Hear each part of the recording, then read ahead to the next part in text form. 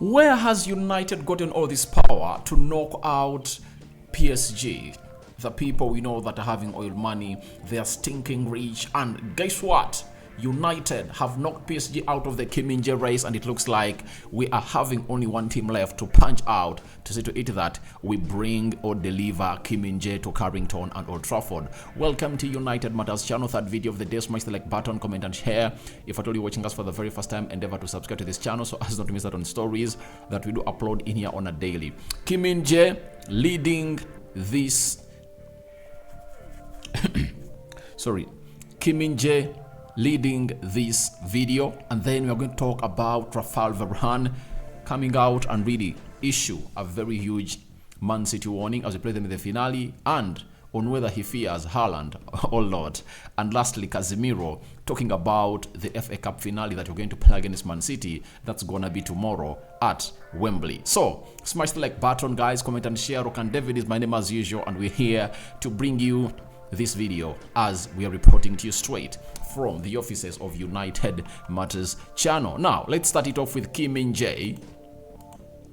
We are having Fabrice Hawkins, he's a journalist for RMC Sport from France, has gone ahead and told us that PSG have abandoned their pursuit of Napoli defender Min-Jae, who is set to move to the Premier League. Now Fabrice works for RMC Sport. RMC Sport is a media outlet coming in from France, and they're really credible when it comes to news coming in from France, meaning that they are getting this news from the source, and we have every reason to really jubilate about this story, because you cannot fight a battle with PSG, you know, when it comes to money, and if at all a player has not chosen you over money. So looks like PSG have gotten to know that they are really out of reach of signing Min-Jae. And remember, we found out that they are really chasing for the player, and is it Christopher Gatler is like the advisor of PSG, sporting director, so on and so on, went on and obviously told us that they are really in chase of this man. And remember, United have been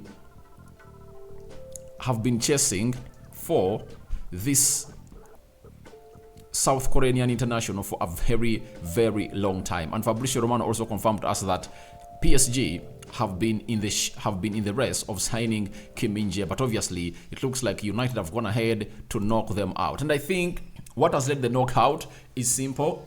It's that the player is sold onto a move to play in the Premier League. That's it. His preference is to play in the Premier League, not League One, because when you look at PSG, it's in the Farmers League. You know, you don't get the viewership, you don't get the improvements that you deserve as a player when you're playing at PSG, because when the season is starting, 90% chance PSG is going to lift the trophy. Now that shows that we are really a little bit safe. PSG is out, you know. Sometimes money can make players go crazy, like it did on Neymar. Neymar was at Barcelona playing his A game, and they brought close to 200 million pounds, and they signed him from Barcelona. They gave him a very huge contract that was really emphatic, and he said, I'm not staying at Barcelona, I'm going out to PSG. So if PSG have backed out, that is a positive story. Now we have one team to fight with, that is Newcastle. Newcastle are also having oil money. That's it.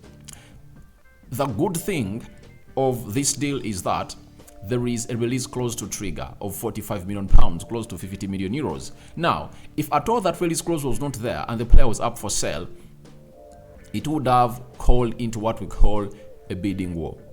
That's it. That bidding war, I think we wouldn't have gone ahead to win it over Newcastle. Why?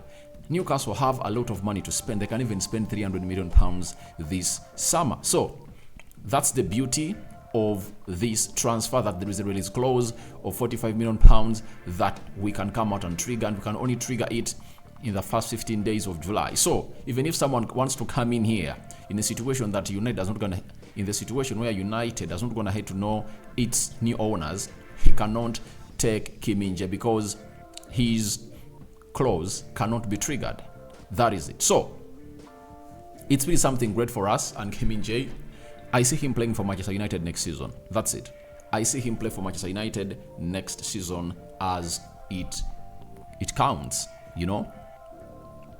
We've put in a lot of work in this transfer. We pray to it that after Saturday, we get an announcement of the preferred bidder of Manchester United. That is it.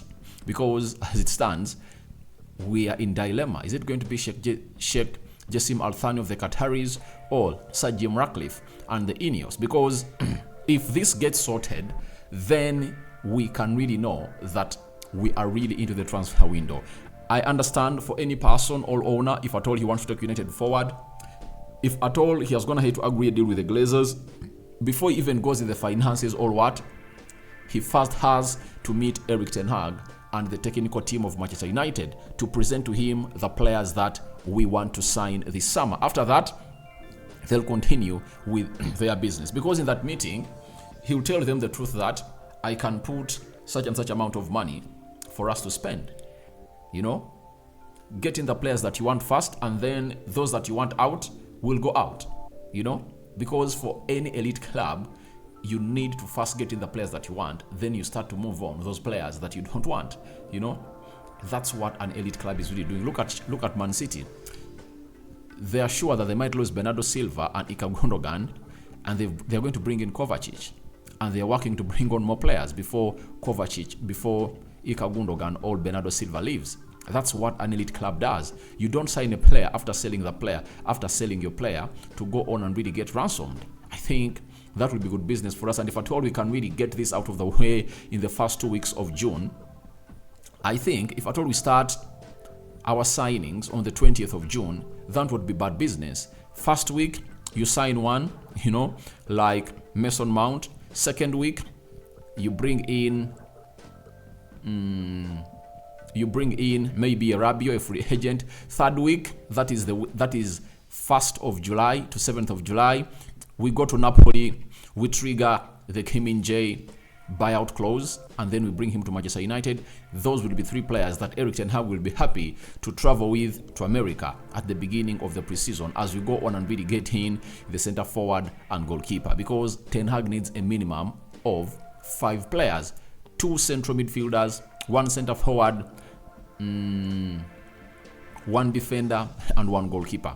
That is it. That's the plan of Erik ten Hag. But we now need to rest out Newcastle. After knocking out PSG, Newcastle is left in the race to compete for Min-Jae, and we need to really give them what we call a hammer blow, a kick in the teeth, to make them know that we are Manchester United, and when we point at a player, no one can come and really intervene. Now, talking about a player who would be facing competition from Min-Jae if at all he signs for Manchester United, that is Raphael Varane.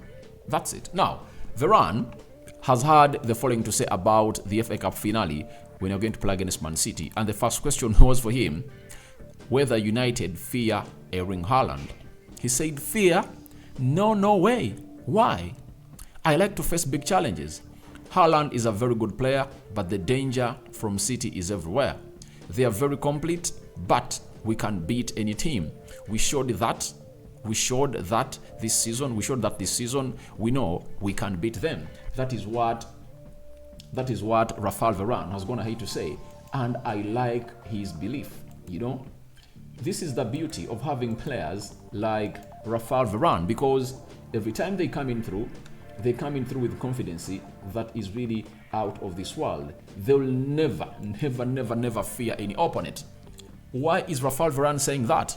Raphael Varane has faced deadliest forwards than Haaland. You know, deadliest forwards in the world than Haaland. And let me give you a few that he has gone ahead to face. Raphael Varane faced Luis Suarez when he was playing for Barcelona, and in a very high intense game and pressure known as the El Clasico, you know, he faced Lionel Messi. Do you know what they call Lionel Messi? You know, Raphael Varane has gone ahead to face forwards that are really so much deadly, and they've gone ahead to beat them and really knock them out. But this second beat that he added on is what really means a lot to me, and what showed me that he was sending a warning to the players of Manchester United all together. And guess what Rafael Varane had to say? On stopping Haaland, he said the connection, especially with De Bruyne, because they have a way of finding each other, that kind of pass is complicated to defend. We try to stop them earlier and not the end, because sometimes it's too late. Now, in this tweet, he's really telling us, he's talking about the first game where they hit a 6. Kevin De Bruyne connected with Haaland close to 3 times, and I think Haaland scored a hat-trick against Manchester United at Etihad. That's it. But in the first tweet that I showed you, this one, he talked about us beating them, and he was referring to the game we beat them at Old Trafford. But here he's referring to how we lost to Man City 6-3 at the Etihad. So he's talking on us knowing how to stop these ones. At Old Trafford, we got it right. We got it right. We got it right. And the only time that Fred lost his man, that is Kevin De Bruyne, that's when they went ahead and really broke through and obviously scored against us. But the rest of the game, they were silenced. And to make it clear, Man City had only 1 shot on target in the entire full 90. It shows you how Ten Hag got his tactics right against Man City. This time around, he's having very many injuries. I don't know how he's going to go ahead and really do this, but I really anticipate that he's going to have a proper plan to stop City. We are going to play a low block, that's it, but we are not going to allow Man City to play through the central axis of the pitch as we stopped them at Old Trafford, because the way we pressed Man City at Old Trafford was really surprising. Bruno could push off the right, Martial could mark Rodri, so the rest of the players started to mark from Rodri, Kevin De Bruyne, Ika Gundogan, Mahrez, Phil Foden, and so on and so forth. Kyle Walker, the right back, the left back, and the 2 central defenders, we are left to have that ball, But they are not allowing Rodri to turn. Even when you got that ball, Rodri was not allowed to turn. So I don't know what plan Erik Ten Hag is going to come up with, but all I know is we are going to have a very good game. And Ten Hag is going to do all what he has in his reach to see to it that United wins this finale. And now, Casemiro lastly has gone ahead and issued a statement as far as the finale is really concerned. And he was asked whether he would love to score a goal. He said, "It would be a very special day if I scored against City, no doubt, but I don't care too much whether I score or not. I don't care at all who scores. The only thing I want is to win the game." That is it. So, he's a player who is really unselfish. Why was he asked about him scoring a goal? We know that recently he has scored 2 goals in the previous 2 games of Manchester United.